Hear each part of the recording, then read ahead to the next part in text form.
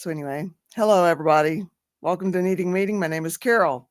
I'll be your host today. A hope seventh son. Hello, Steve Molesky. I'll send you the link, but I'm not going to send it in your thing because I'm on the meeting and I'm going to send it in this chat. Hope you can access it. All right, good to go. Here we go. Hello. Hey, there she is. Hi. I'm good. How are you? Okay. Good. I missed you all yesterday. Yes, we missed you. I don't like this background thing, but I don't know how to get rid of it. Oh, yeah. I don't know. I don't even know how I got it on there. I'm not much help. Is it the backdrop for your computer screen? Is that what it is? No, I don't know what it is. If I knew what it is, I could fix it. I'm sorry. Well, I am too, guys. I apologize. There'll be wavies on the meeting today. I don't know how I got it on there, and I don't know how to get rid of it. I was trying to do like a countdown intro thingy. Oh, yeah. I made one last night that was okay, but I wanted to redo it today, and I couldn't find it. I added it, I thought, and I don't know what I put up there. Except for what you see here. That's what I put up there, and I have no idea how I did it. Don't you love it when you do that? You're like, well, there it is. It's awfully distracting, though. How do we get it off of there? I don't know either. Well, and the difference too is up in it would be my left-hand corner. It says live restream, and it normally doesn't say that. No, I know how to. I found out how to get that off of there one time, and oh, here we go. Maybe this is it. Yes, and be careful driving. Hello, Seventh. And anyone out there lurking, hello. Don't forget to click the like button. Subscribe if you haven't subscribed. Share. That is awfully distracting. I wish I could get rid of it. I'm terribly sorry, guys. Wait a minute. Here we go. Maybe we can say, go away, please. Oh, come on. This sucks, y'all.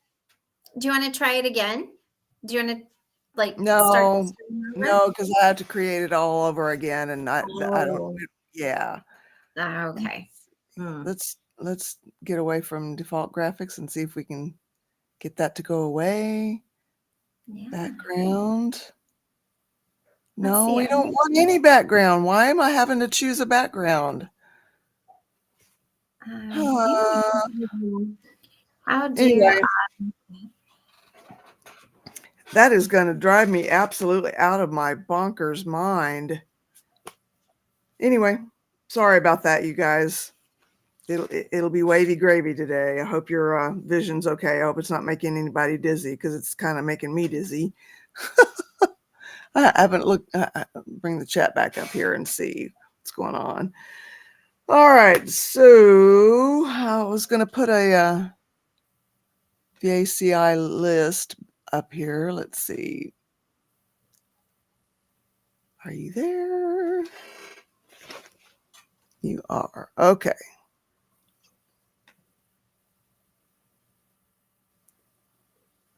Well, here I Googled something.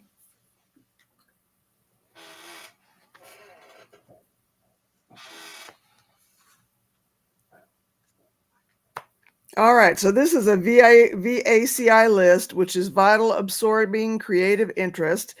And this is out of the Smart Recovery Handbook. Use this table, figure 6.2, the thing up here on the screen, to make a list of all the VACIs that interest you.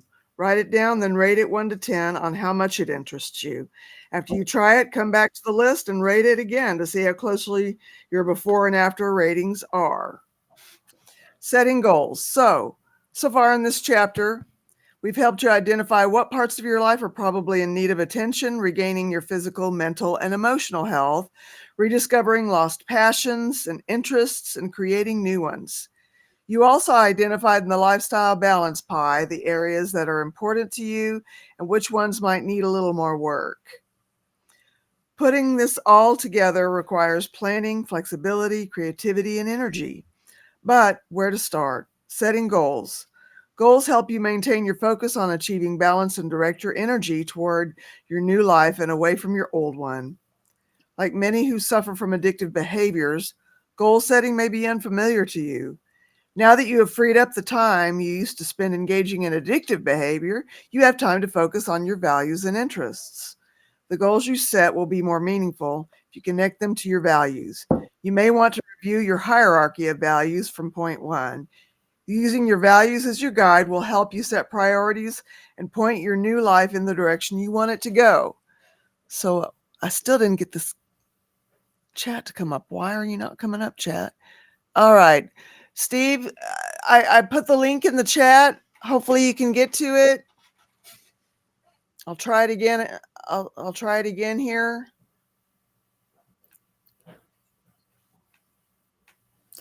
Did you say you can't see the chat? I got it up finally. Okay.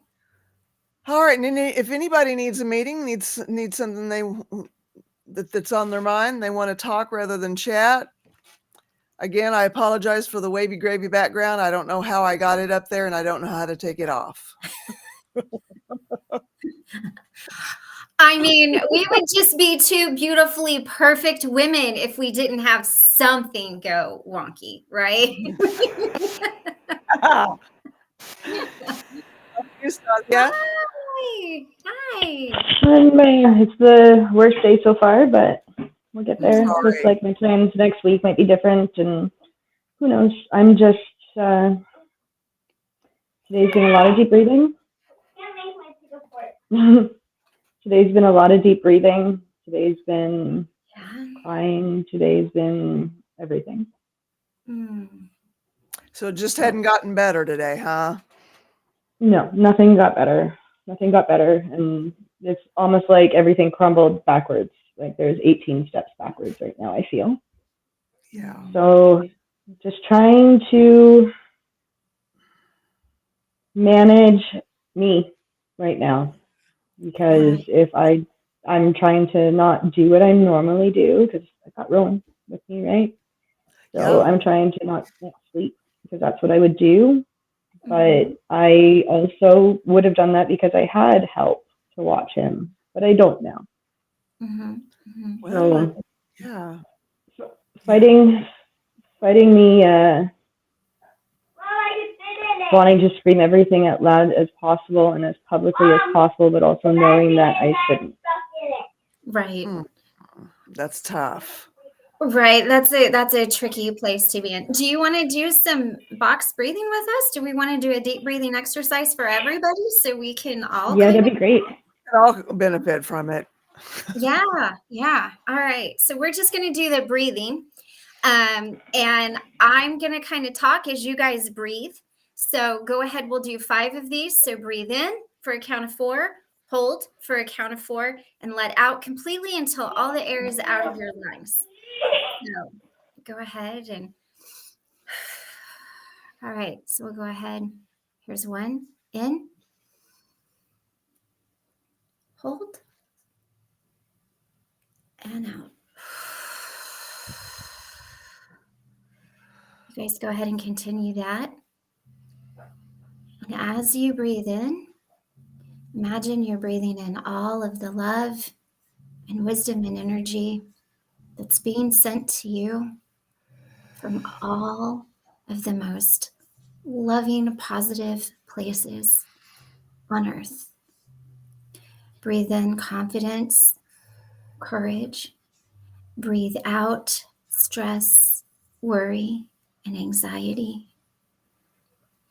With each breath in, breathe in calming, relaxing energy, loving, beautiful energy. And as you hold your breath, allow that energy to wash over your body. With every exhale, release all of that that does not serve you, all that is not true, all that is bringing you out of your place of love. And with the last final set of breathing, open your eyes when you're ready. Breathe in, hold, and out.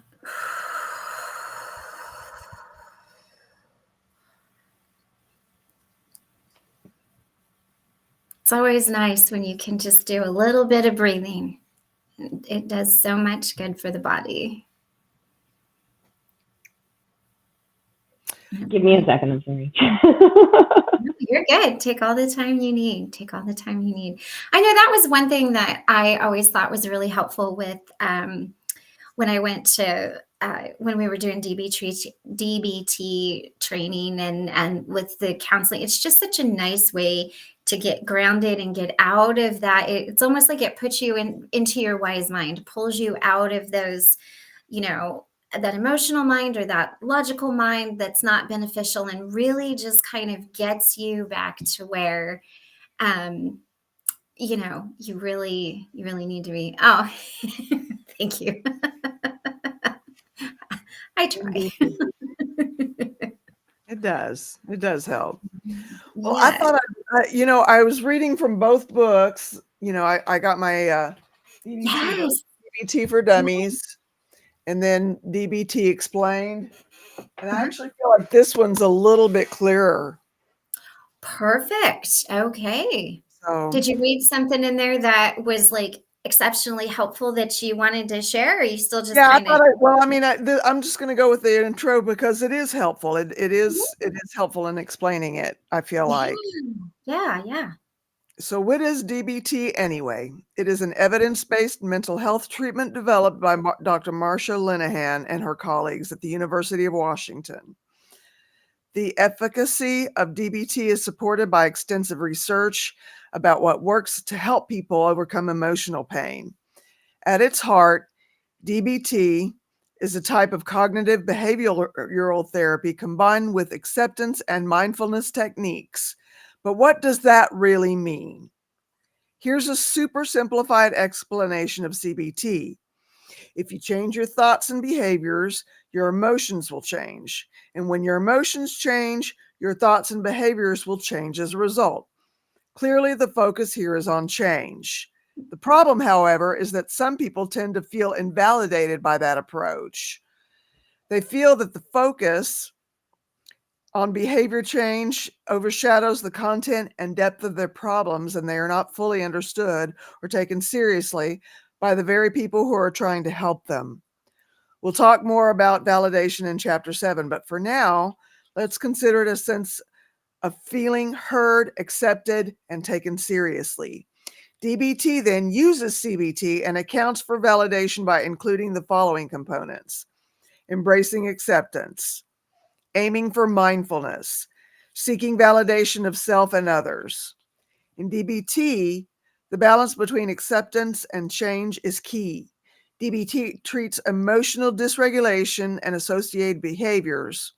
When folks struggle to regulate their emotions, they can engage in behaviors that create obstacles that can prevent them from attaining the lives they want to live. At the worst, those behaviors can include suicide attempts, chronic suicide ideation, and other self-destructive paths. That can be an extraordinarily hellish way of life for both the person experiencing them and the people who love them. DBT can be a way out of that hell. The origins of DBT. You can't get us DBT folks to stop talking about Dr. Marsha Linehan. Originally, Dr. Linehan set out to create a behavior-based treatment for people who are suicidal and self-harming. These folks met the criteria for borderline personality disorder. However, as previously mentioned, the people she was treating did not feel validated when she tried behavioral change-oriented therapy. They did not feel that she understood their pain and believed that she thought they were the problem.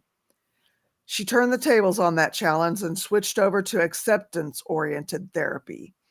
As Dr. Linehan refined her treatment methods, Those patients came to feel more understood and unconditionally accepted, but they were also adrift, lacking the skills or strategies to help themselves. And this is where Dr. Linehan had a brilliant idea. She began dancing between the opposites of acceptance and change, balancing change-oriented and acceptance-oriented techniques to offer the best of both worlds to clients who needed both in order to heal. In the therapy world, this balance of change and acceptance was revolutionary. The theory of dialectics. While Dr. Linehan developed her idea of balancing acceptance and change, she didn't yet know that there was a name for this embrace of opposites. Dialectics is a complex concept that is influential in scientific and philosophical thought. Dr. Linehan's executive assistant knew about dialectics because she was married to a philosopher who embraced the beliefs of Karl Marx, who just happened to play a big role in the creation of the dialectical materialism. I don't know that a lot of people will find that reassuring. Yeah, reassuring. Trust me, we're not Marxist here. No way. Not even No. close. Oh, no. And explain the parallels. So Dr. Linehan started exploring this idea of tension between opposites. The idea that two seemingly contradictory positions can be both true and necessary at the very same time. I liked your explanation earlier today about dialectical or dialectics. Oh, yes, yes. So Carol had asked me if to explain dialectics. And so basically what it is it is taking a completely opposite way of thinking to change it. So when you're in the storm, instead of focusing on the storm, look at the rays, like the light that's coming through. Focus on the sunshine, focus on the other part of it. And that's exactly what it is in a nutshell.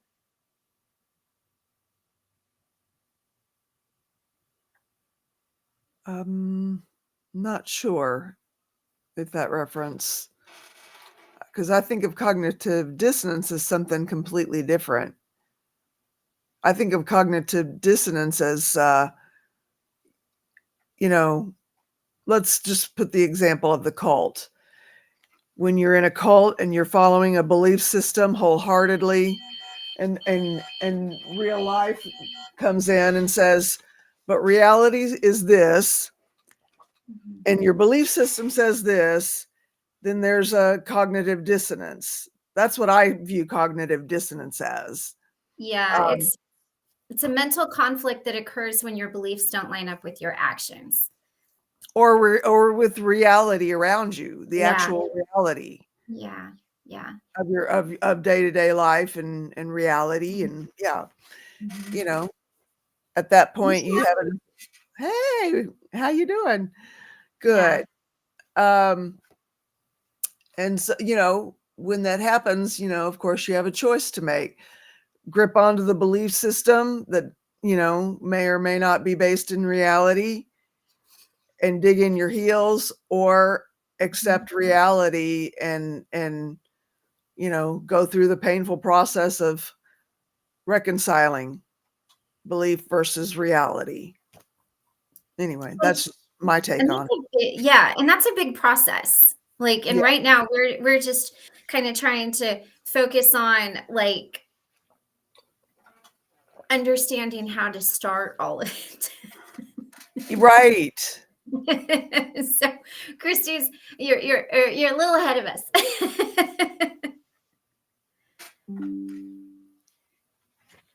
Well, I don't know what happened to Steve. I don't know. Where was I? So we were talking about Dr. Linehan started exploring the idea of the tension between the opposites, the idea that two seemingly contradictory positions can both be true and necessary at the very same time. And so acceptance and change became opposites that coalesced into Dr. Linehan's developing approach to DBT. Next, we'll cover the three basic elements of dialectics as they pertain to DBT. Should we stop there or keep going? I mean, we've kind of gone over what it is a few times. Let's maybe get into the three basics and give some, Okay. a little bit, or just one of them, or however you feel.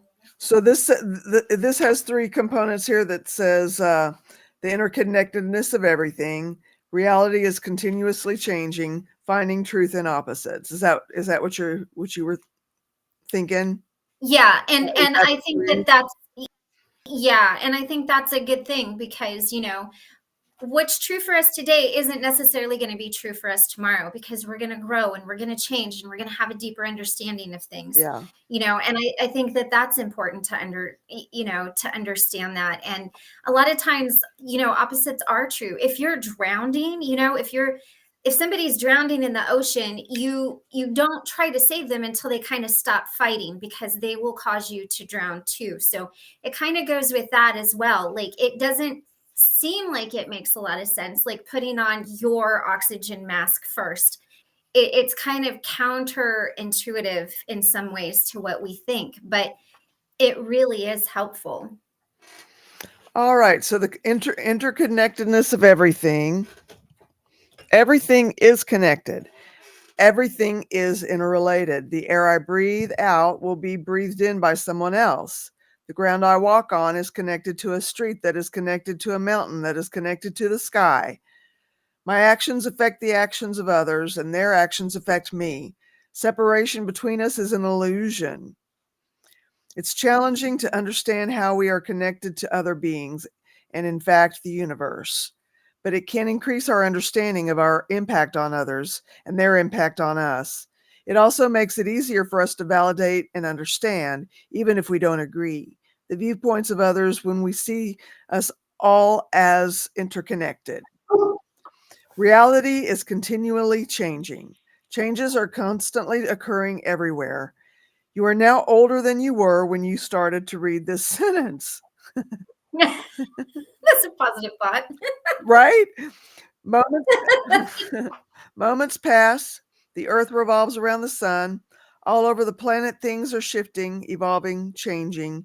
Your values and what is meaningful to you will also change over time, though generally not so swiftly.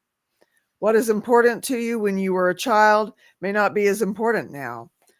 Truth is constantly evolving, and what is true now may not be true even a moment from now. Reality is in constant flux. Embracing all this is important in DBT because it can remind us that although we might feel terrible now, that can and almost certainly will change.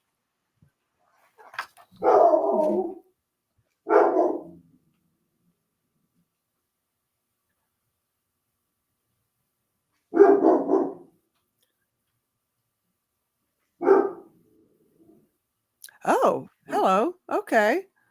Well, I don't know, Misha. I don't know how we knew to talk about this today. I mean, truth be told, I'm kind of flying by the seat of my pants here. Hey, Just keeping it real.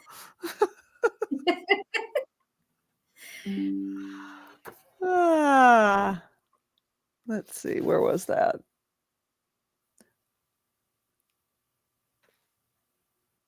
There he is. Children. I wondered what happened to you, Steve. Hello. I took a fall today and I'm not really right from it yet. I am sorry. That is terrible. It took them 2.5 hours to get to me. This place is barbaric. That's awful. Awful. And it makes me mad. How did you? I hope you got my text about getting the ombudsman involved in your Yes, reading. I did. How did you fall? Was someone there with you? Yeah. No. I was this butt bar that goes across your butt when your bed folds up and down has been right across my. Hey. Hello, Karen. Hi. I've missed you. How I'm happy to are see you? you. Miss you guys too. We're so glad you're here. How are you feeling? Awful. Oh, I'm so sorry. Everyone's I, got a uh, rough day today that's been coming in, and I'm sorry that it's been that kind Yeah. of a day. That sucks. Yeah. well, it's just been a really crappy week Yeah. Yeah.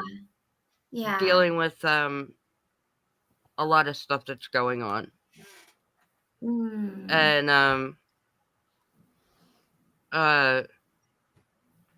I slept for 6 hours between Tuesday and Wednesday. Oh no. No, wait. Oh, that doesn't. Between Tuesday and Thursday, I slept 6 hours. Oh no. Just I only pain. slept an hour and 22 minutes yesterday. Oh man. Oh, from the pain or stress or all of I've it? had so much pain that it's utterly ridiculous. Oh no. Have you been to the doctor? Like, is there anything that they can? No. Is it just I saw a new pain? psychiatrist yesterday. They Uh-huh. changed my medication. Instead of Mhm. adding a new one, they upped everything I'm taking already, but nothing for the ear pain, nothing for the migraines. So it's Gosh. basically just a raw deal right now. You're being subjected to barbarism. Steve was just in here and telling us about the barbaric place he's in for rehab. Really? Oh my I God. haven't talked to Steve at all. I haven't talked to him at all.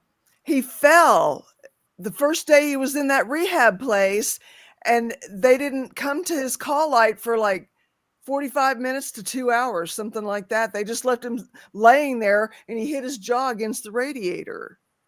Oh my And he God. thinks he may have broken his jaw.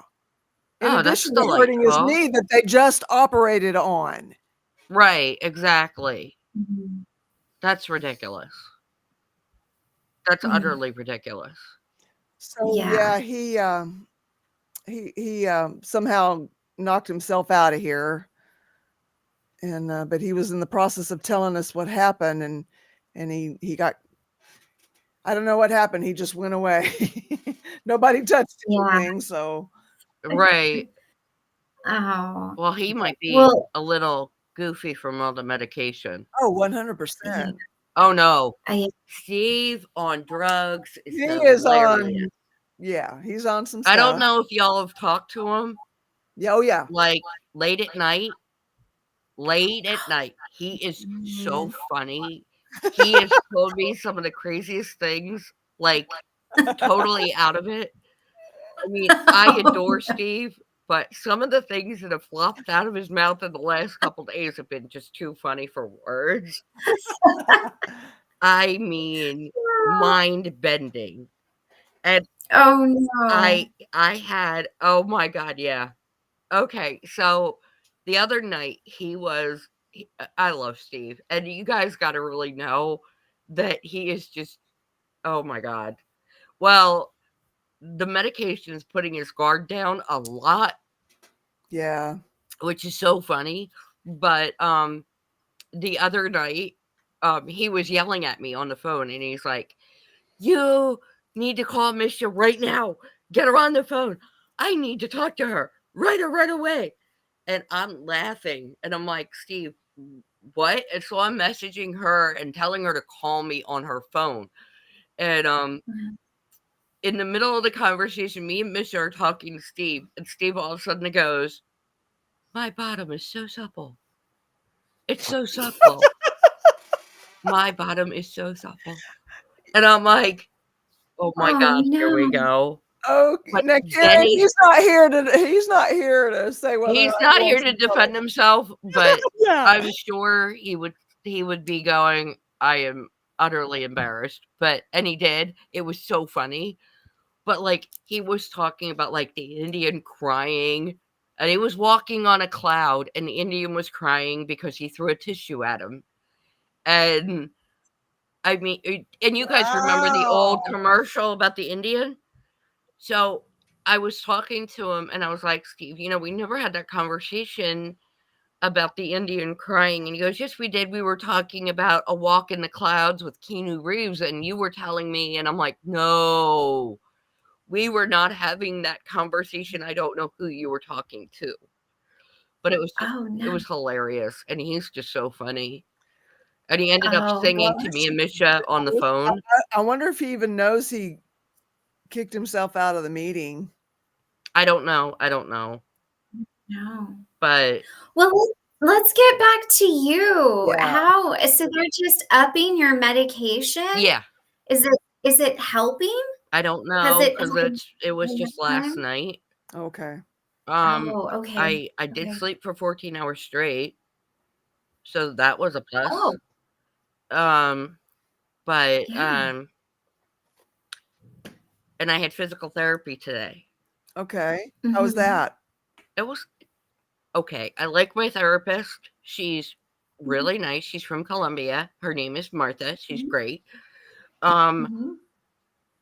But the therapy has to move very, very slow Uh-huh. because, and she said it's just basic movements of like my feet and my breathing and my arms and my eyes.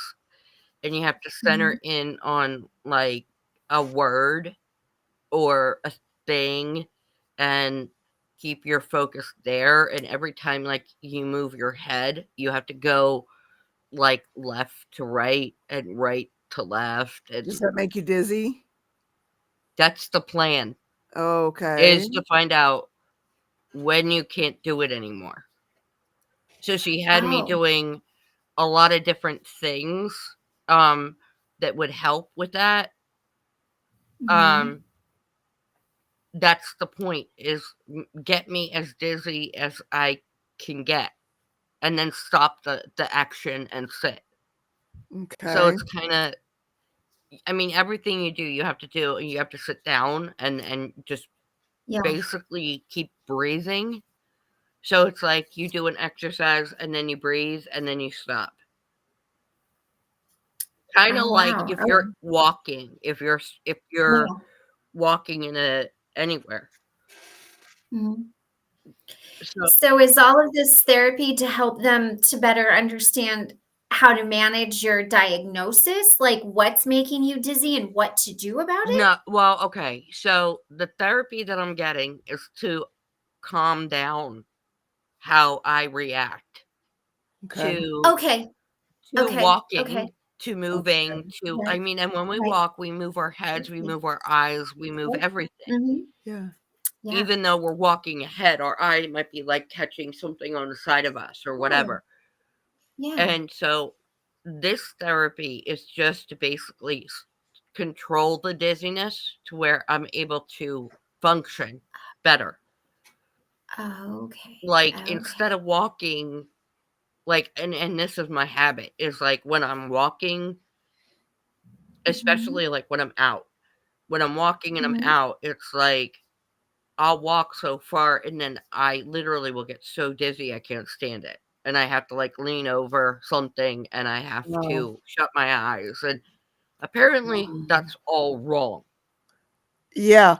When my mother was going Oh. through physical therapy for her dizziness, that's what they told her too. It's instinctive to do it, but you have to retrain yourself to Right. look And straight then ahead, that was the whole thing, was I was talking to her about that and I was like, Yeah. I don't know how to manage this because I can't get it correct.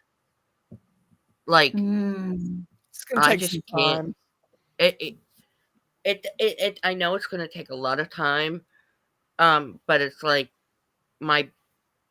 I'm fine when I'm driving, which is really bizarre. Mhm.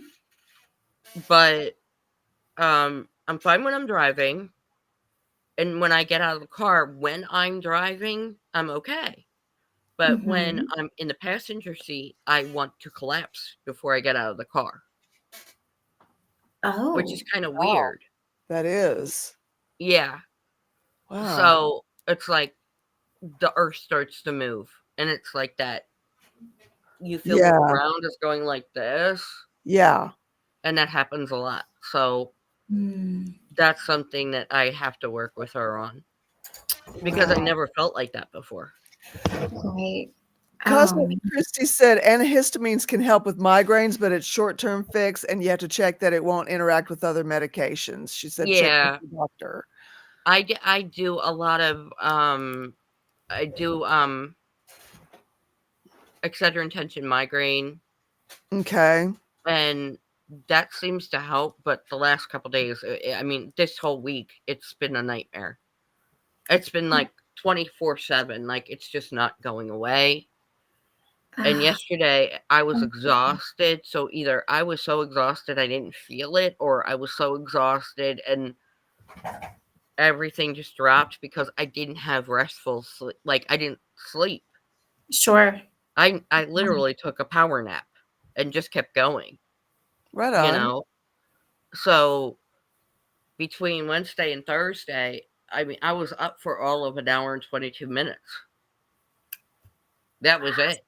Okay. Well, I mean, at least you got some rest. Yeah. Yeah. But Yeah. then last night, I mean, I was waiting all day to take my medication. I was like, Rich kept telling me, it's like, you got to take a nap. You got to take a nap. You got to rest. You got to Mhm. sleep. And I just said, no, I can't do it. Can't do it. You know? And I'm Misha so sorry. Misha says, similar to how some of us get car sick, if I'm watching the road or driving, I am okay. I can't read or anything that takes my mind out of the visuals that explain the movement my body is experiencing. And I even get that with being on my PC. It's a thing now for those of us online too often, apparently. Oh. Yeah. Have you ever tried just eating a slice of fresh ginger to help with your migraine? It's not going to make it go away, but it's really pretty good about taking that edge off so you're not taking as much Excedrin. I combine both. I take Excedrin and the fresh ginger, and I find that it kind of helps. So maybe try that. I only will take Excedrin tension headache once, and if it's not working, forget it. Right. Yeah, I mean, that stuff is pretty brutal on your body. well, it's brutal on your body, but it also has, believe it or not, the amount of caffeine in Excedrin, in one tablet of Excedrin is equivalent to 2 cups of coffee. Yeah. So if you take the Excedrin tension headache and you take 2 pills, that's 4 cups of coffee right there. Right. Okay. So you're kinda That it's doesn't help kinda you like a damned if rest. you do, damned if you don't. Yeah. Yeah. So then it's like, okay, well, if I don't wanna do that, I'll drink Coke. If I don't wanna do that, I'll have a cup of coffee. If I don't wanna do that, it's like it's all. And migraines are so tough to navigate. I know when I get mine, they last for like 3 days. I mean, they're brutal. When I was working, the overhead lights would kill me. So I would literally go in with my sunglasses on, Yeah. and everybody was like, "Oh, hey." Yeah, like, Um, "Oh, you're sporting some cool goggles there." yeah. Um, Awakening says ginger is a great tool as well. There is a Dramamine with ginger in it. Or even Dramamine when I get car sick makes me sleepy. Or they used to. Dramamine used to make a kind of a more natural version with ginger in it. Right, exactly. Mhm. so The only thing with my migraines is that they're associated with my ear. Sure. Yeah. So this whole side of my face, like this whole side of my head. So Yeah. you feel basically like there's an ice pick going through your ear, piercing your skull and into your brain. That's, and it's Ooh. like, if you can imagine that 24/7 for days on end. Yeah. I had the same migraine from last Friday until yesterday. So what other tools are they giving you to kind of help with this other than the therapy? Because that sounds like that might take a while to get sorted out. They Well, increased your Tuesday meds. I have what's called a vestibular balance test, and that's a solid hour. It's going to make me extremely dizzy. It's going to make it worse than it already is. Oh no. So it's not like you're setting yourself up for failure. It Mhm. just makes things a lot worse. And what they do is they pour hot water in your ears, cold water in your ears. And my doctor said, and then it's just a myriad of pain. And I said to him, I said, okay, but the plan is that by this test, it's going to show 5 different ways that the test can come out. So it can come out negative, unremarkable, irremarkable, remarkable, or positive. Okay.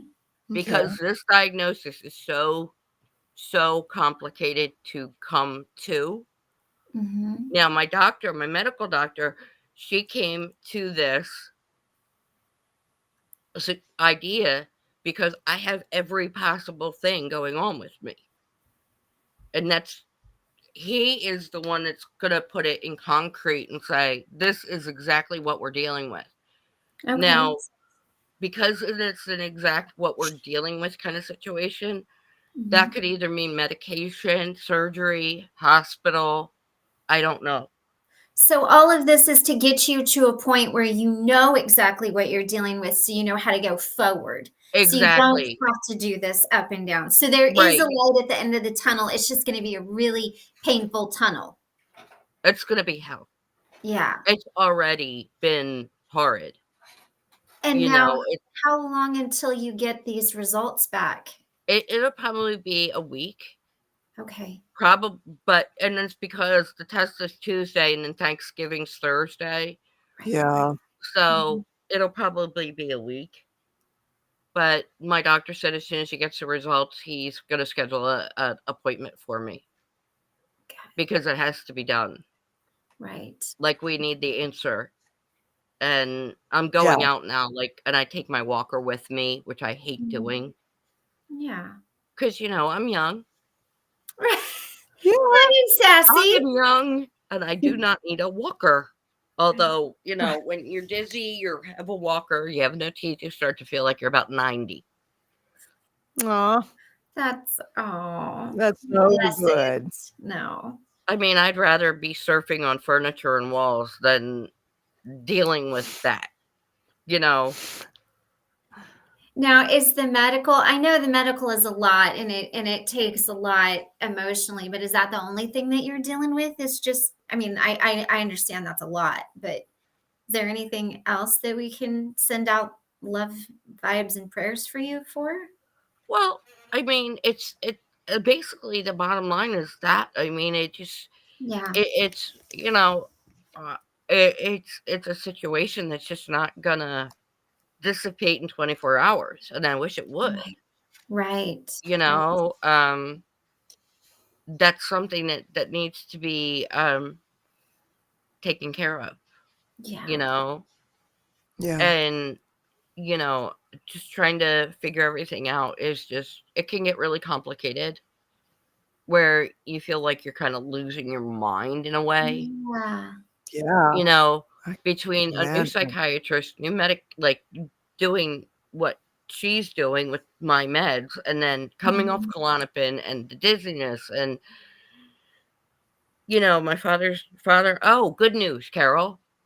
Yeah. Pop is not getting chemo in December. Instead, they are doing the PET scan and the brain scan and all that stuff. Okay, So to see where he's at then. Yeah. So, I mean, Okay. that's a lot. And there's just so much Yeah. going on in my household. It's like chaotic. But I don't know how you're doing it. Oh. Rich, I mean, even Rich pulled a muscle like up here, and it's going into his neck and his head and his back and his arm, and I've been trying to get him to the doctors now for 5 days, and he won't go. He won't go? Oh, no. He's like, what are they going to do? Tell me to put hot compresses on it and cold compresses and What? Well, nobody knows until you go. hello. I mean, he's worried that they're not going to do anything. And I'm like, just go. It's not going to hurt you to go. Right. Well, and it alleviates the stress of it being something else. I mean, I'm not a medical person. I don't know what else it could be, but ruling anything out. Exactly. And I mean, I just sat there and I was like, well, I'm glad it's your right arm and not your left arm. Yeah. But if y'all want to laugh, I do have a little thing Carol, you know about Splenda? Yeah. Yeah. Okay. So Christy, I have a cat. Her name is Splenda, and we adopted her like 2 months ago, and she won't let me hold her or carry her or anything like that. She's just very goofy. And she escaped my room the other day, which sounds kind of hilarious. Just like she's in the house. But she is finding everything to be so fun. I've never seen a goofier cat in my life. And then, okay, so she ran out of my room Tuesday, and Wednesday afternoon, I don't know how this all worked, but Wednesday sometimes she came in and she literally like meowed, "Thank you."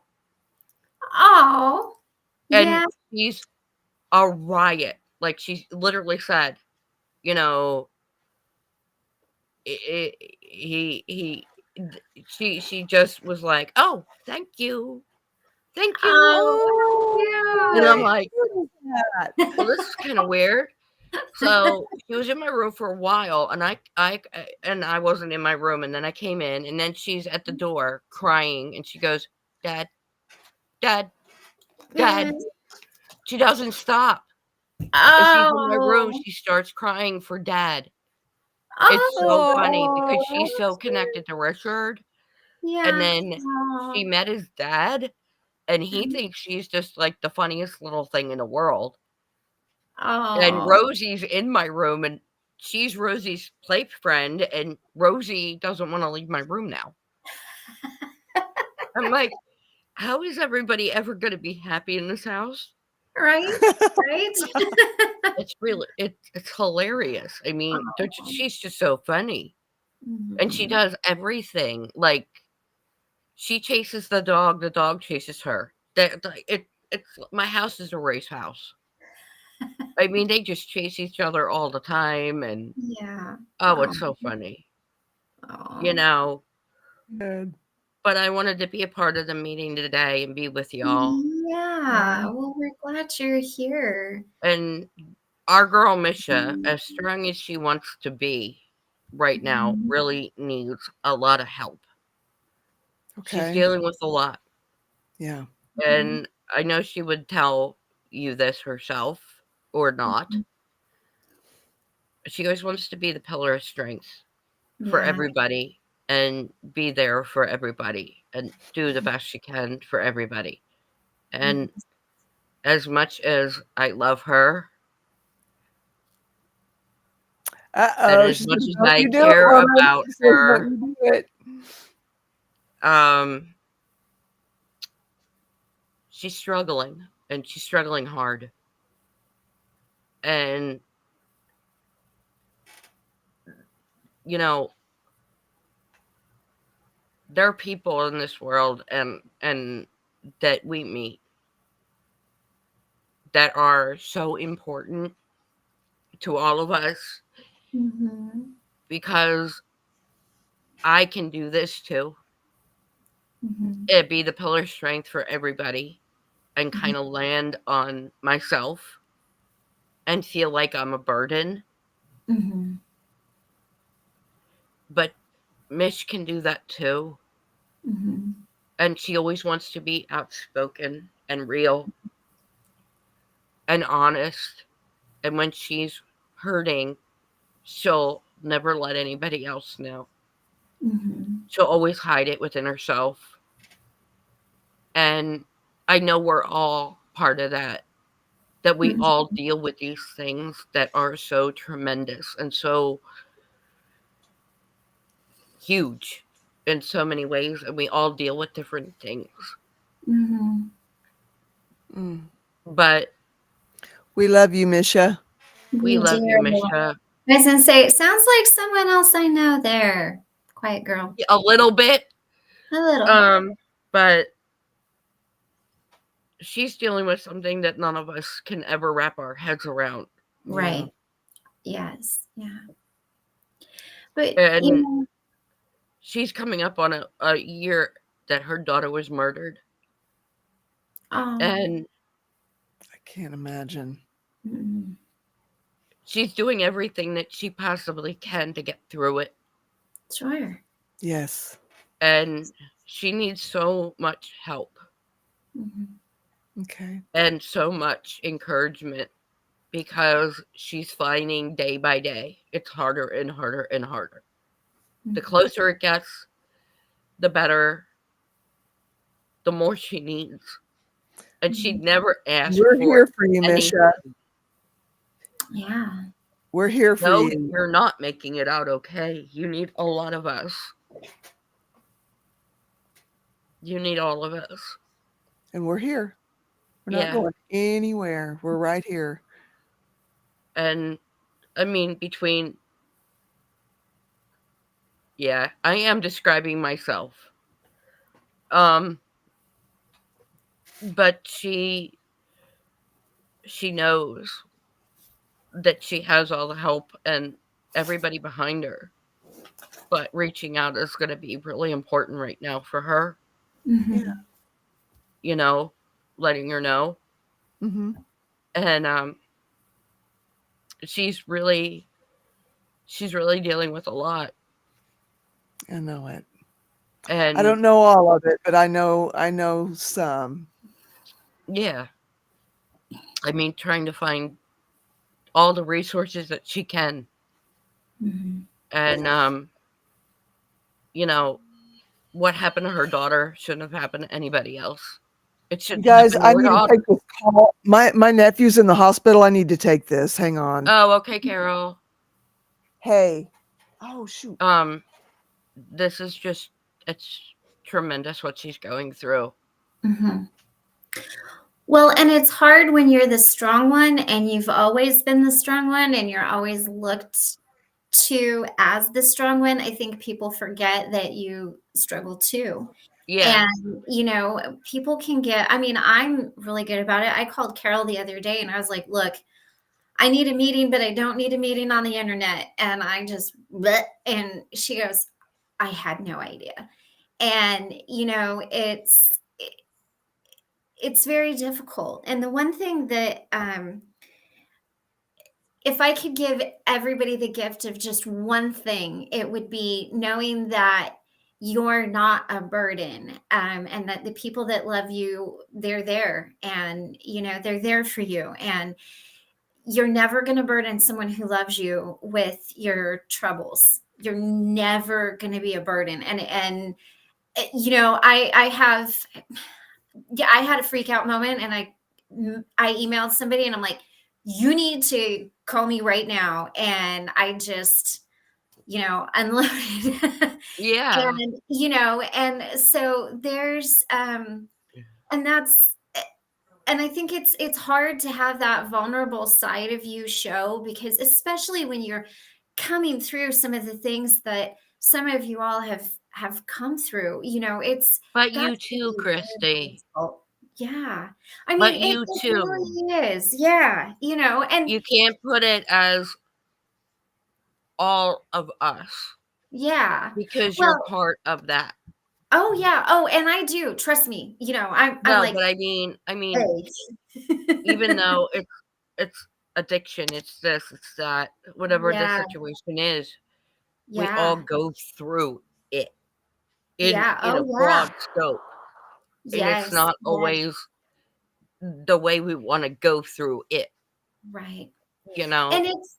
And it's really tough. And I know, you know, I've had the last few weeks, a few things kind of really, you know, get to me. And I really had to stop, and I had to go, okay, can't go down this road. How can I work through this? Now, it was not anything huge, but you know, it really is. And, you know, it's those, it doesn't matter who you are. Those anniversaries are so hard. I don't even like to call them anniversaries, because anniversaries are like good things. Typically, we need to come up No, with a I different usually word. call it the years.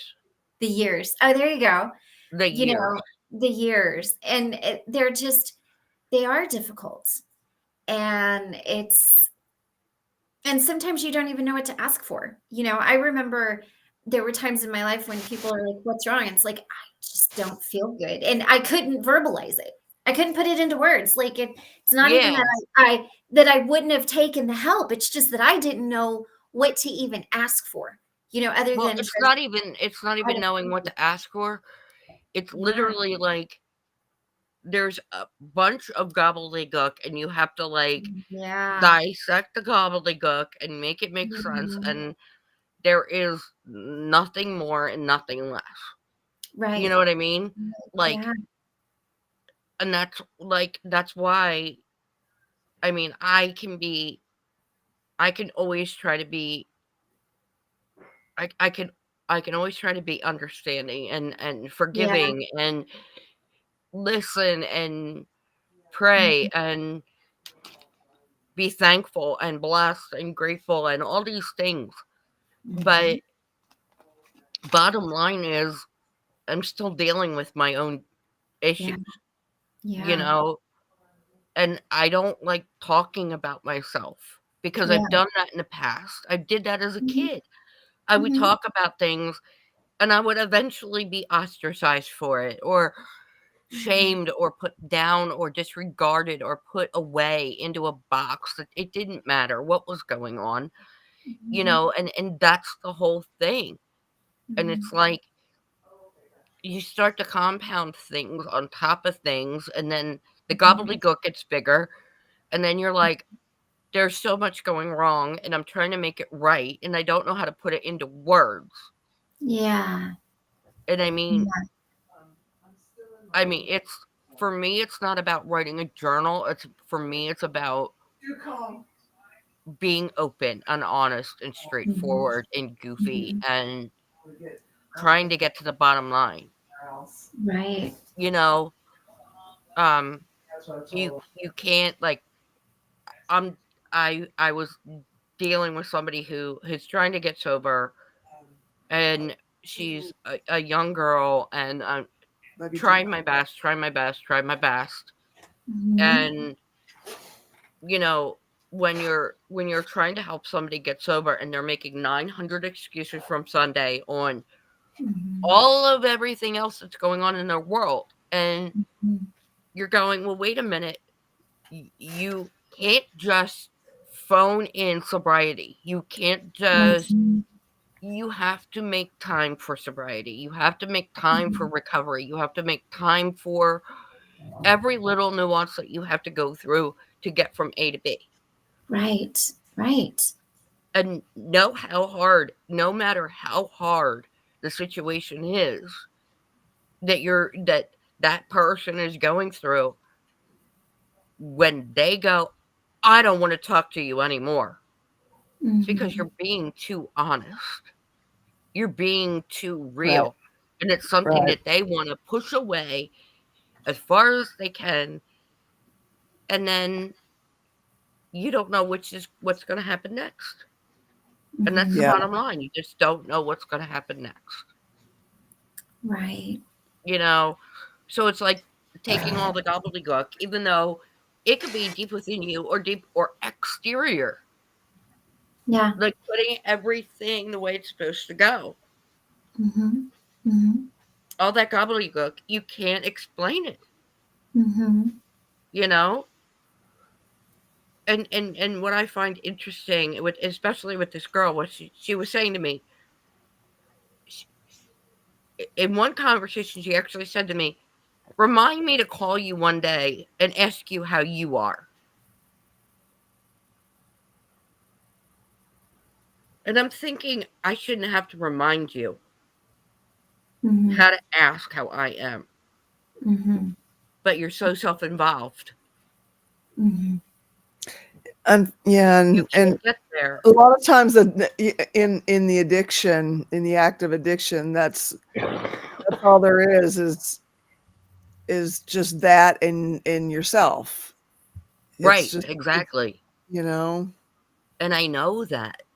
yeah. But I mean, think about everything that we do as a collective, Mhm. whether it's Carol, Christy, Steve, me, Misha, Cosmic Christy, Lord Kiss Freak, anybody who's dealing with any kind of addiction. at the end of it, like when we're all clear and we're all in the safe zone where we're sober, where we're not creating or doing our own old habits, Mm-hmm. that's important, Right. and keeping that all on platform and understanding that we've gone through it, and that we've gone through it, and they've gone through it, and they're going through it. You just need to bring them to where they are. Hey, Christy! Just feels like the Brady Bunch right now, so I had to do that.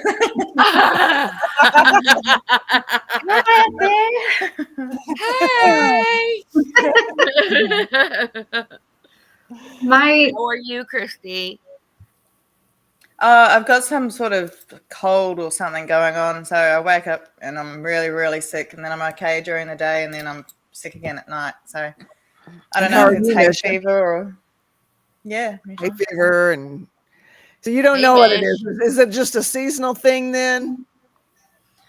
I don't know. We've had lots of bushfires going on, and I've got compromised lungs, so it may have something to do with that.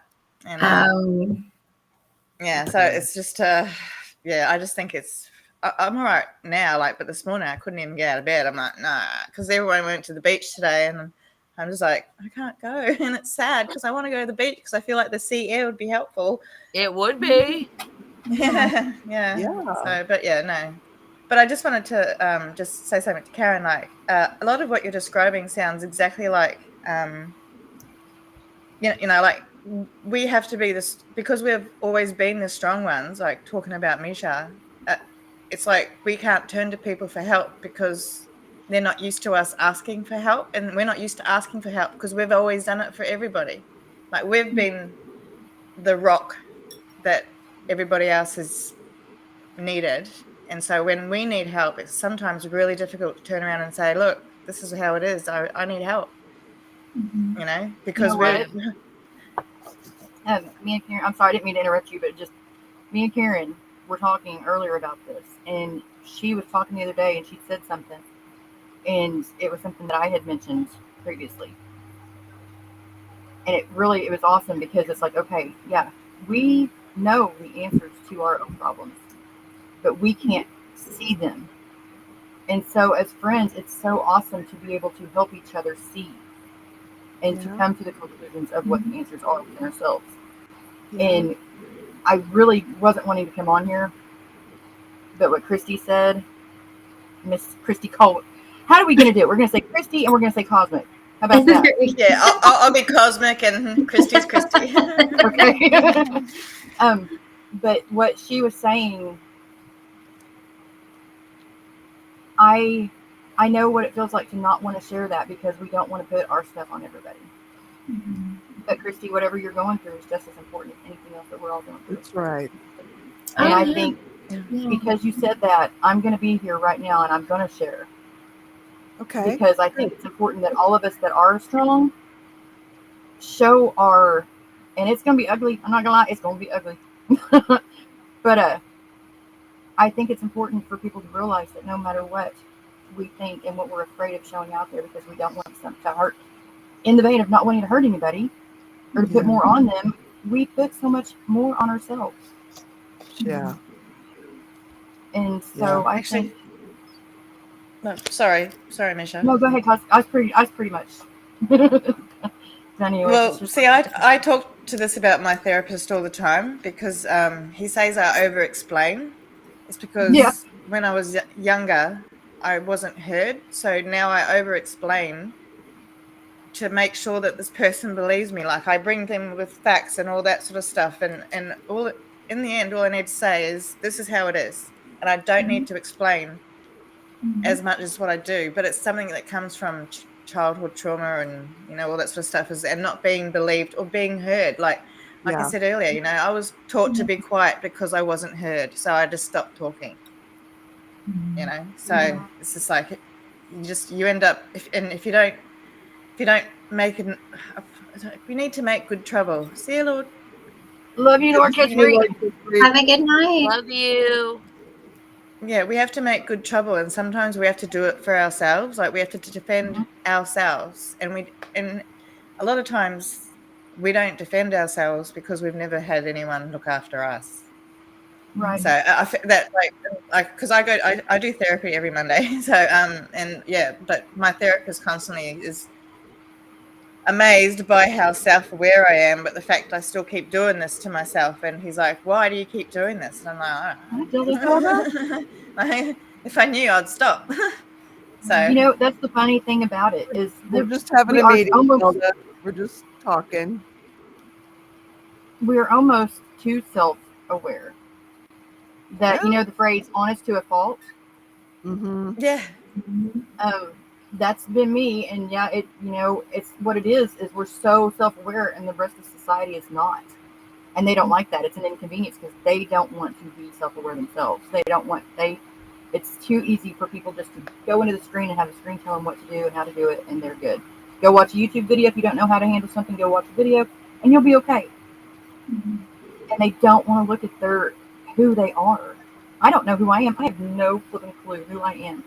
I know who I want to be, and that's whenever I'm in chat, whenever I'm talking, whenever I'm, that's the person I want to be. But a lot of times it feels like such a huge ass mask, and I'm cussing. Sorry, there it went. But it does, and I think the weight of the mask is something we've got to be very careful of right now, especially with the day and age of the social media and this and that, because there's so many filters out there. There's so many, you look at Facebook and you're seeing all these beautiful people and their beautiful lives, they're beautiful, everything's going. How many of us really have that though?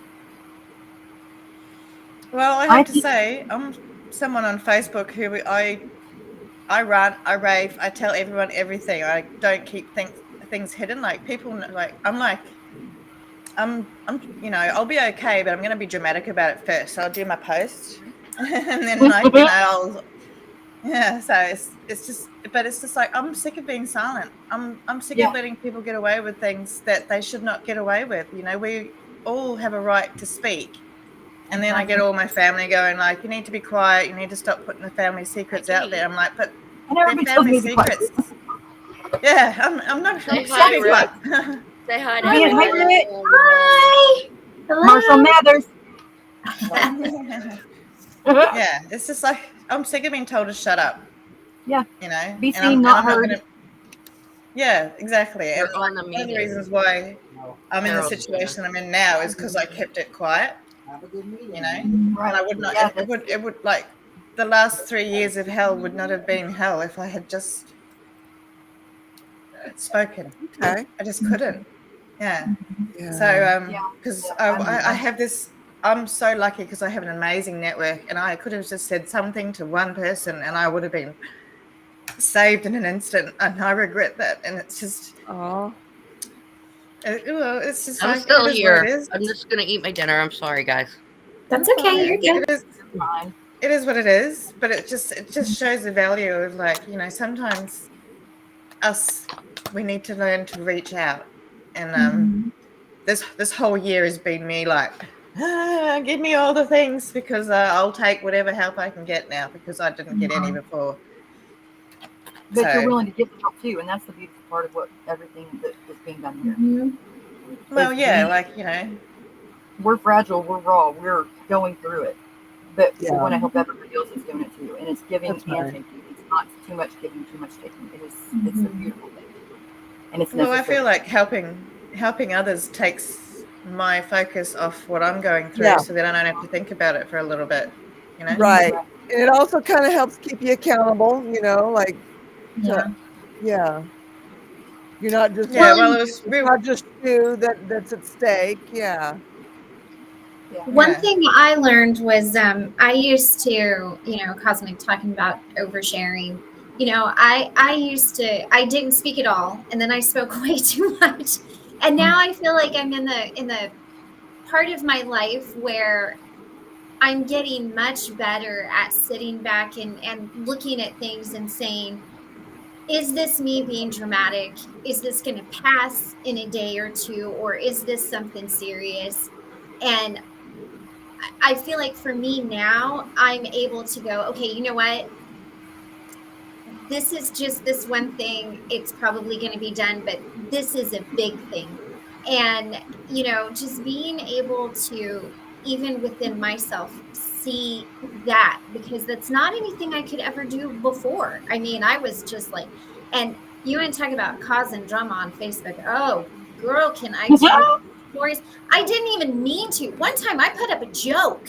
It was a joke. It was one of those Facebook things going around where it said, like you picked something, and if you responded, then somebody said you had to put this one thing up. Anyway, mine was, I was going to London for a year to study or some crazy thing like that. And this was right after my divorce. My ex got all, huffy about it. His family got all huffy about it, dragged my family into it. I'm like, it was a joke. But, and from there, I really, I learned, and that's kind of where I'm at now, is I'm learning, okay, this is really important for me to speak about. This is something that maybe I just kind of keep to myself for a little bit and see where it goes. And then once I do reach out, it's like, bleh, but it's all, and I've sorted through it in my own mind. I'm like, okay.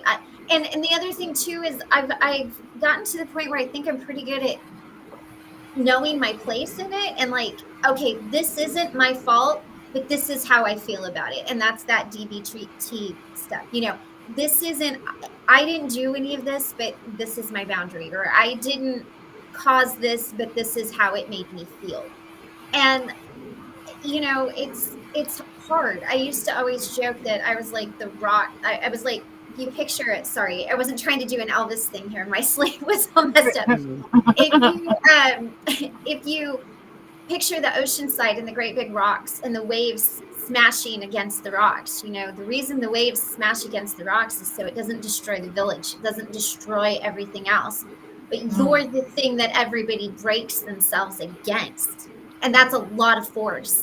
It's a lot coming at you when you are that person that everybody's just crashing and breaking against you. But at some point, even those rocks, that's why they're so jagged and sharp edged. At some point, those little pieces of the rocks fall off, and even the rock has to go, And so I've learned, okay, if I am the rock in this situation, what does that kind of look like for me? Like, what's the point where I'm like, okay, I got to give? And it's helped me a lot, to be able to do that, to call and like I did with Carol the other day. Like, I just got to get this out. Christy, I want to tell you. I'm so sorry, Puffin. I've got, wow. First of all, you are the rock, but now you have rocks that are standing up beside you, and so it's going to make an even bigger wall. Right. Secondly, it's really an odd thing to look at somebody that's younger than you are and to look up to them. But Christy, I want you to know what an amazing job you have done, because you are very much so an example of who I would like to become. Oh, you brighten the day, and you do everything in just the right way, and I'm very, very appreciative of that, because it reminds me, and it just, you're doing a great job. Everyone here are such great examples of what we should strive to be, and I'm really, really so very blessed to be able to have come across this. Yeah. Well, and it takes a meant lot to be.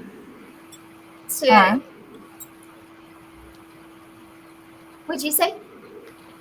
Cosmic? I said it was meant to be. Like, it was meant to be. Yes. Carol's experiment is actually taking a lot of change that can be done. Yeah, it really is. And it's one of those things that's overwhelming at times, and I have to shut stuff down. Because I'm not going to lie, on the group chats, I've got like 3 of them that popped up in a week, and I'm like, oh no. It's just, it's very, it's a lot. So I have to learn to mute them for 8 hours, and that way I can come back and still check them, but not be on them all the time, because otherwise I have to answer somebody back mode, and it's really hard for me because my notifications and messages are so far beyond that it just adds to my to-do list of stress and stuff on my shoulders.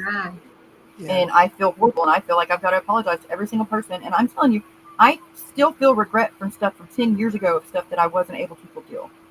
I remember every person that I've let down, and that's a lot. And so we have to be careful and find our tools. Yeah, we have to find our tools that we can, and it's going to be hit and miss. It's not always going to be right. But that actually brings me to my final point, Christy, is the thing that you had posted on Facebook.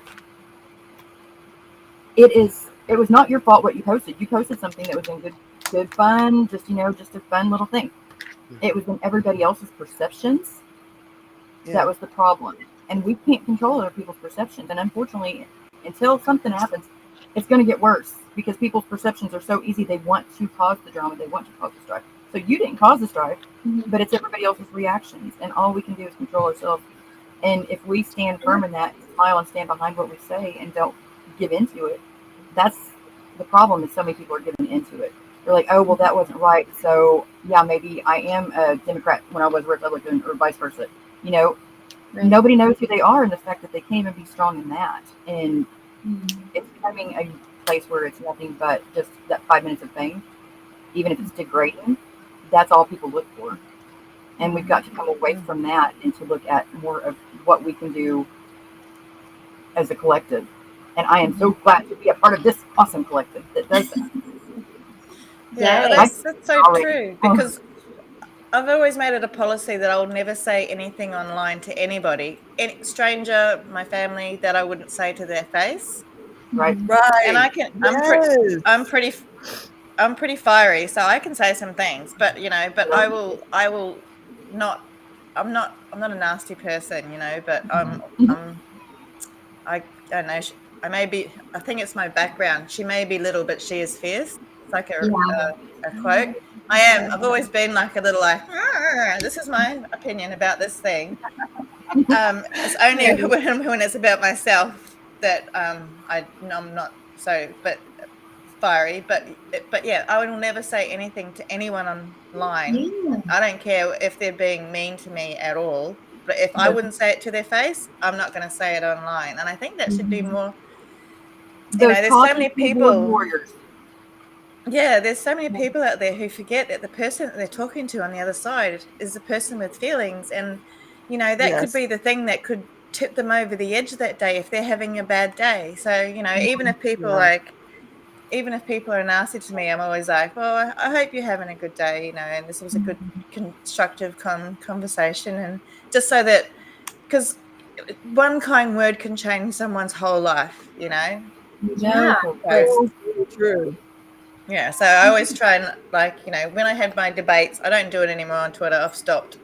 But it used to be when I used to have my debates, it was never nasty, and by the end of it, we would come to the agreement that we're not going to change each other's minds, and we're allowed to think whatever we like to think, but we don't have to be so aggressive about it. So that's how I used to. Yeah. Well, and I had an instance with somebody this past summer where someone felt that I didn't defend them properly. And apparently someone said something to them that I didn't hear. And I was just like, you know what?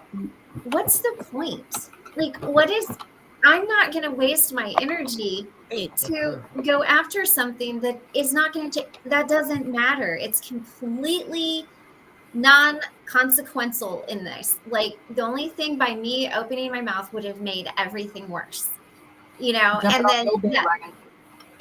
then that person kind of stepped back and was like, oh, and I'm like, because if I would have given into their energy, if I would have given into the fight, then I would have come down to their level. Whereas by me just keeping my mouth shut and walking away, was like, it wasn't even worth my time. It wasn't even worth the words or the thought to even say anything. It didn't matter.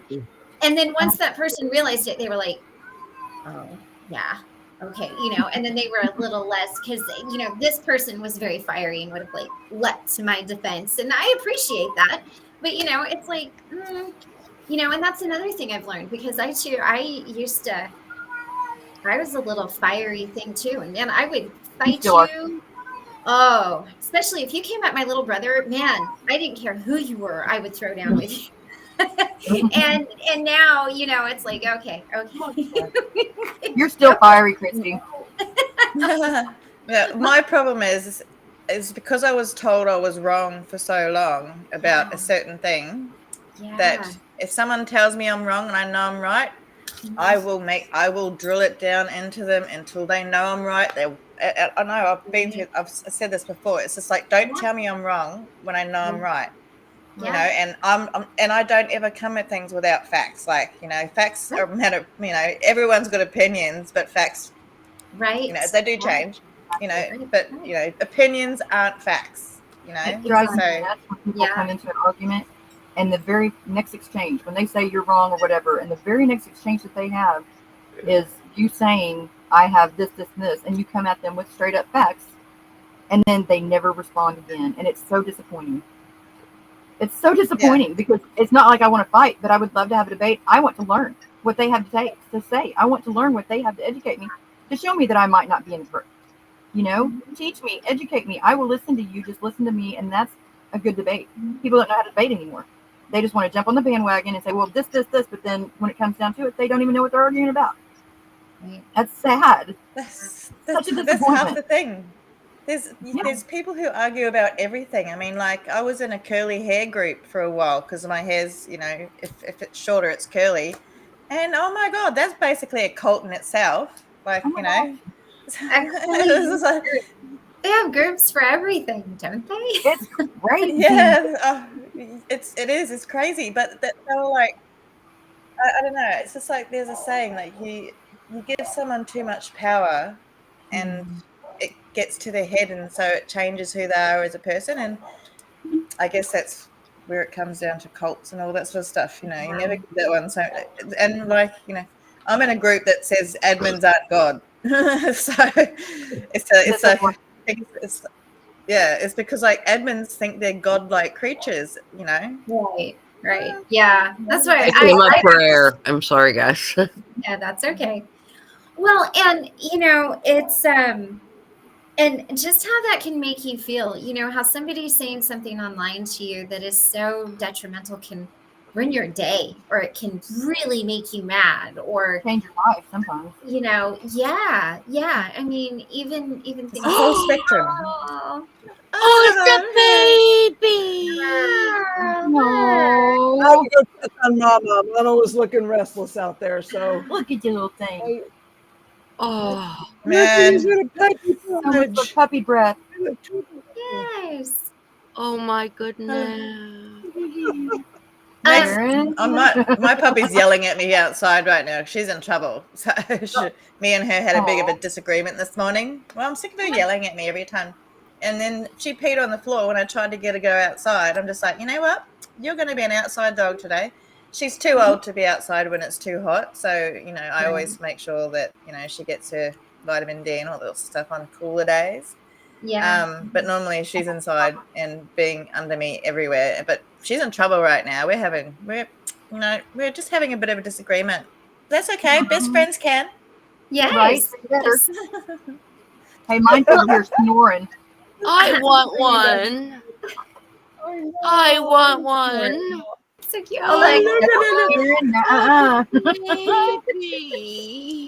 Have you heard about this thing called cute aggression? It's like when you see something and it's so cute, you just want to go. Right, and the little thing's probably going, oh my God, no, get away from me, you crazy. But we still do it. Oh, like you don't do it, you just feel it. It's like when you like I do it. your kid's little face. Oh, yeah. Well, it's like when the kid's a baby, like. First time I've taken one away from Mom. Is she a girl? Is it a girl? You have to look. It's the reveal. Here's the gender reveal. Yeah, it's a little girl. Oh, she's adorable. And they're all this cute. You're making me long, Carol. How big are they going to get? Big. 80 to 100 pounds. That's like my broody poop. Just try. I don't know how much that is because I do metric. Is that big?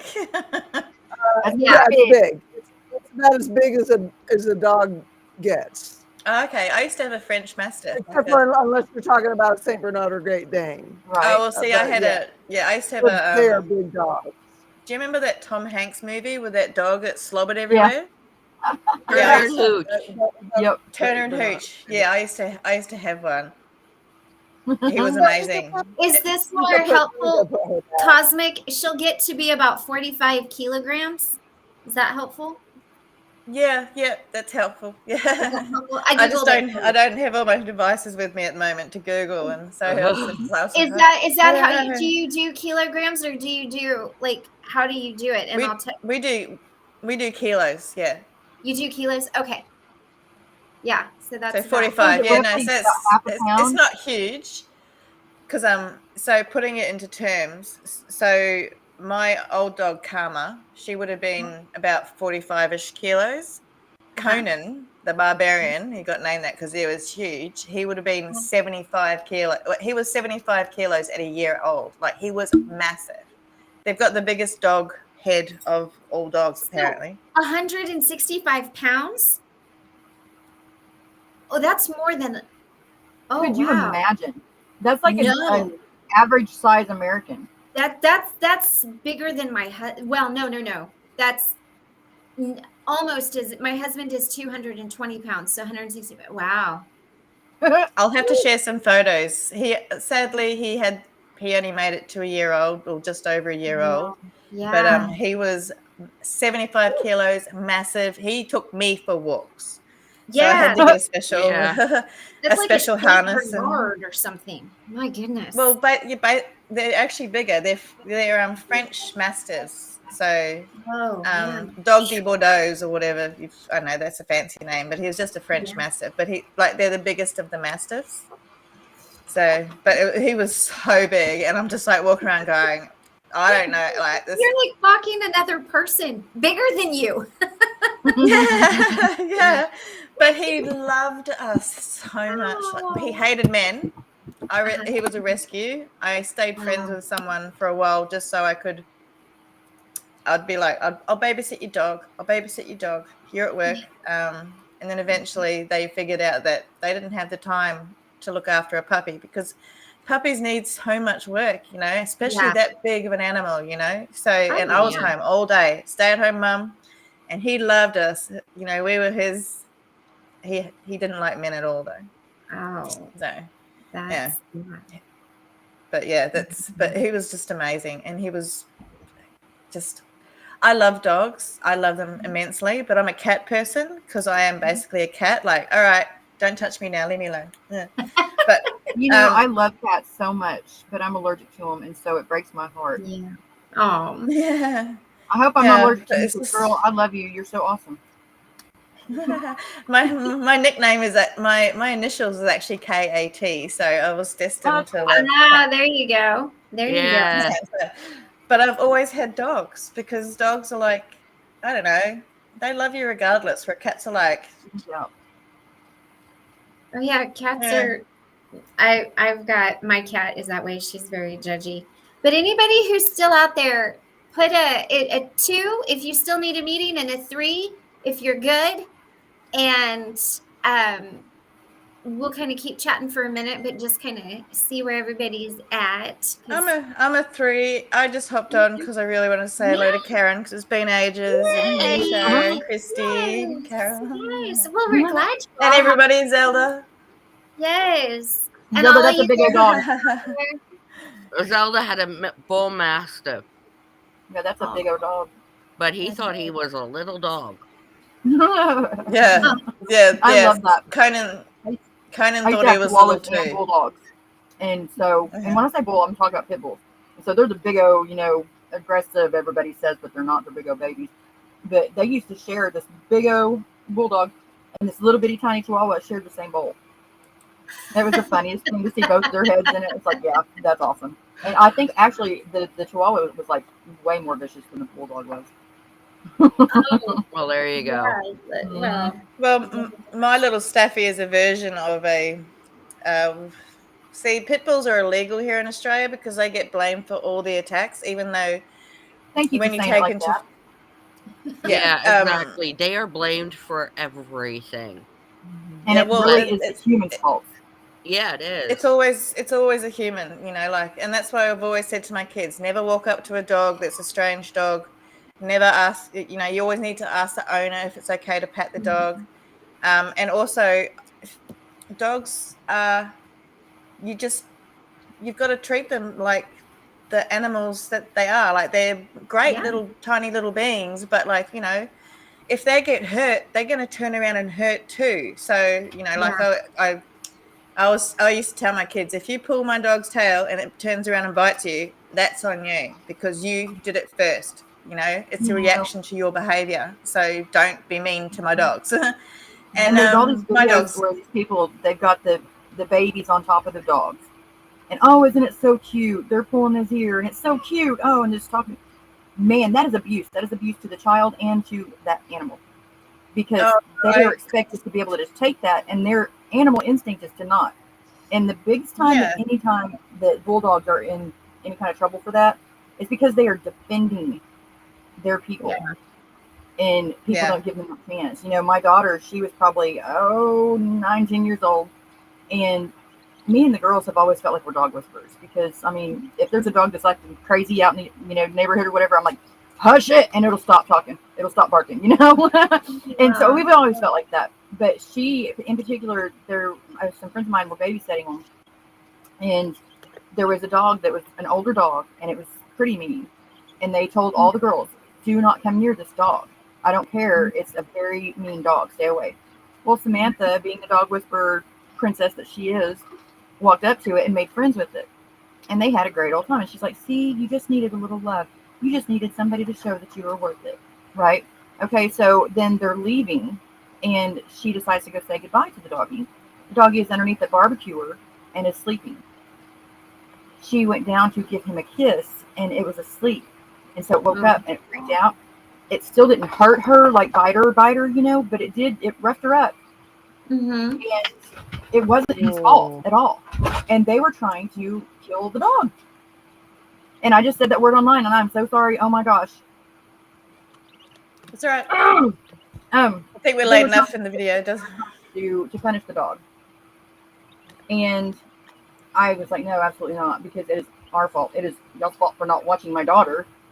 And she shouldn't have ever done that. It wasn't the doggy's fault. So it made me very, very angry. I have a similar story because we had I don't know why anyone would call their dog Cujo, but so one of my exes had a dog called Cujo, and he was a terrorist. He was awful to everyone. Like, he'd go around like you couldn't use a vacuum cleaner because he'd be like the vacuum cleaner. Like, he bit through tire wheels. Like, he flattened a tire once of a car. Yeah. So yeah, he was like the name of him. It wasn't until I got there and I was like, no, you can't do this, and I pulled him into line, but never with harshness. It was only ever like it was positive reinforcement. That's a key right there. That's what I heard. Yeah. So he I could vacuum, and he would be like sitting in the corner going, "You're cool." My ex would vacuum. He'd be like, "I'm gonna eat the machine." It's just how you. It is a lot of it's got to do with, just give out what you get. Like, and a lot of it should be love. Well, it all should be love, but sometimes we do need a little bit of, telling off. But most of life should be love. Yes. Yeah, that's true. What a great sentiment. Yeah. Well, and I think we all checked, and we've all had a meeting. I know you might need to get out to your animals because it's. Yeah, I could tell something was up with the mom, so I had to go check on her. And she, sure enough, she needed something to eat. So it was time to feed her. So good. You missed the puppy, Rich. Rich is back. He needed a meeting. But there's some chicken. Nice. So I have to go too because I'm feeling so sick. I need to go lie down. Yeah. Well, it's good to see you on here, and Karen, so good to see you, and Nisha, everybody. So how did you want to end? The chickens. She's got the baby chickens. She got the baby chickens. Look, Rich, she got the baby chickens. Rich, she got the baby chickens. Look at the baby chickens. Look at the baby chickens. Oh wow. They're living in our house. They're so much bigger now. I know.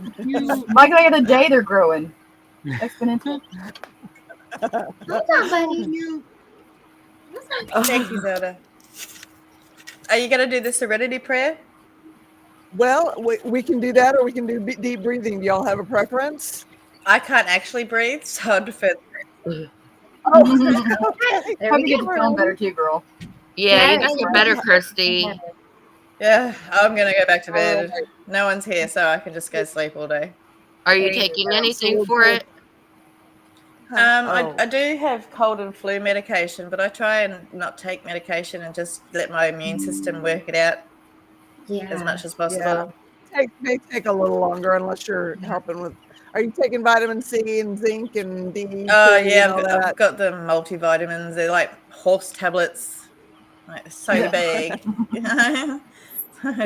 So, but it just takes a while because I've got anxiety at the moment for some things I won't get into, and so every morning I'm ill. So it takes about 2 hours for me to be able to take the stuff that helps me stop being ill, because Yeah. otherwise it just Right. I won't even talk about it. It's just it's just I'm going through a bit of a Well, I hope time. you get to feeling better, Cosmic. Yeah. Thank you.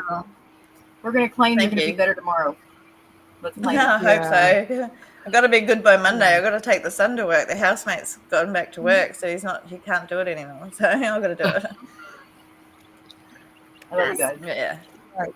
So we like to do a moment of silence for the person that's out in their addiction, still suffering, those who are struggling to recover because we know that's real, and also those we've loved and lost, followed by the serenity prayer, serenity meditation, mantra, however you like to think of it.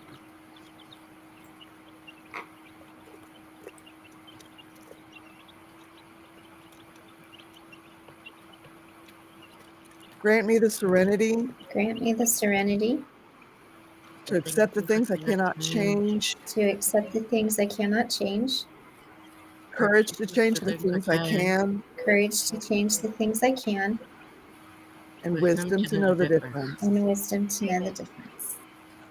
Amen and huzzah. Amen. Huzzah! All I can do that with huzzah. It's much more powerful. Huzzah. It is. It's a Yes.